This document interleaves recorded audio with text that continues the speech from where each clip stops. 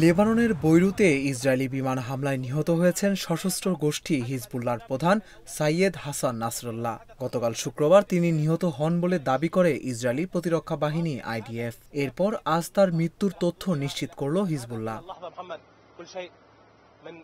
British সংবাদ মাধ্যম BBC বলছে, মধ্যপ্রাচ্যের প্রভাবশালী ব্যক্তিদের একজন ছিলেন ৬৪ বছর বয়সী সাইয়েদ হাসান নাসরুল্লাহ। তিনি দীর্ঘ ৩ দশকের বেশি সময় নেতৃত্ব দিয়ে আসছেন। নাসরুল্লাহ লেবাননের শিয়া ইসলামিস্ট মুভমেন্টেরও নেতা ছিলেন। ইসরায়েলের ঘাতকদের হাতে নিহত হতে পারেন এই কারণে গত কয়েক বছর ধরেই প্রকাশ্যে দেখা যায়নি সাইয়েদ হাসান নাসরুল্লাহকে।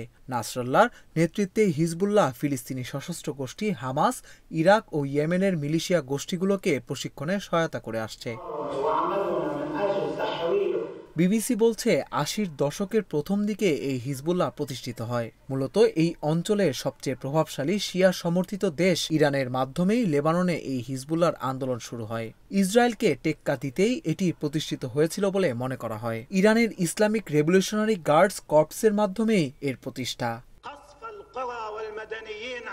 লেবাননের গৃহযুদ্ধের সময় দেশটির দক্ষিণাঞ্চল নিজেদের দখলে নেয় হিজবুল্লাহ। ১৯৯২ সাল থেকেই দেশটির জাতীয় নির্বাচনে অংশ নিয়ে আসছে সংগঠনটি। লেবাননের প্রথম সারির রাজনৈতিক দল হিসেবেও এদের বিবেচনা করা হয়। হিজবুল্লাহ প্রধান নাসরুল্লাহ ১৯৬০ সালে বৈরুতের পূর্বাঞ্চলের বুর্জ হাম্মাদ নামা এলাকায় জন্মগ্রহণ করেন। লেবাননে ১৯৭৫ সালে গৃহযুদ্ধ শুরু হলে তিনি আমল মুভমেন্ট নামে শিয়া সশস্ত্র গোষ্ঠীতে যোগ দেন।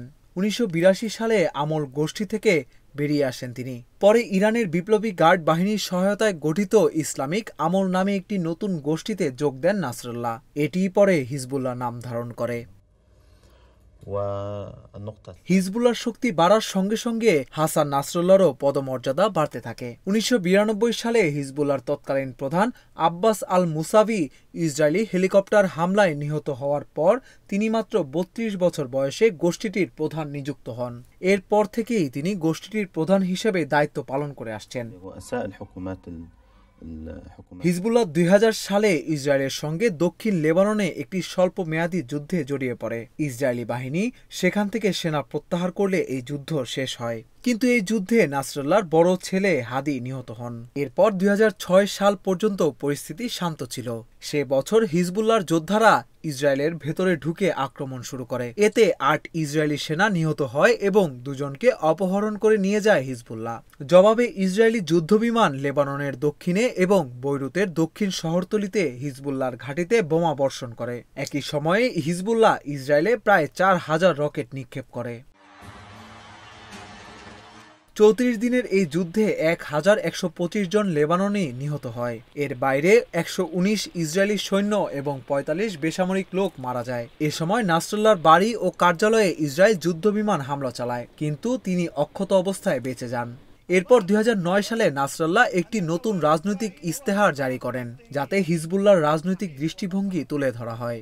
এই ইস্তেহারে ইসলামী প্রজাতন্ত্রের গঠনের কথা বাদ দেয় গোষ্ঠীটি, কিন্তু ইসরায়েল ও আমেরিকার বিরুদ্ধে কঠোর অবস্থান বজায় রাখে। ২০২৩ সালের ৭ অক্টোবর ইসরায়েলে হামাসের হামলার পর চিত্র পাল্টে যায়। এই হামলার পরদিন গাজায় ইসরায়েলি হামলার জবাবে হিজবুল্লাহর ইসরায়েল রকেট হামলা শুরু করে।